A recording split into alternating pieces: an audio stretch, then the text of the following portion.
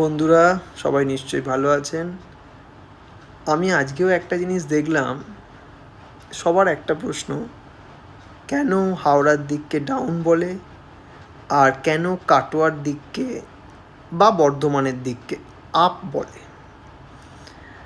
Actually এই up আর ডাউনের যে কনসেপ্ট, সেটা হচ্ছে হাওড়ার দিকের যে ভূমির উচ্চতা, that means the height of the land from the mean sea level, সেটা কম, it is less. And Katwa বা বর্ধমানের দিকের যে land height from the mean sea level বা ভূমির উচ্চতা, এটা অনেকটা বেশি। যেহেতু আমরা দার্জিলিংয়ের দিকে যাচ্ছি, উত্তর দিক মানে দার্জিলিংয়ের দিক, তার মানে পাহাড়ি অঞ্চল, ওই জন্য ওই দিকটাকে আপ আর এই দিকটাকে ডাউন বলে। ধন্যবাদ।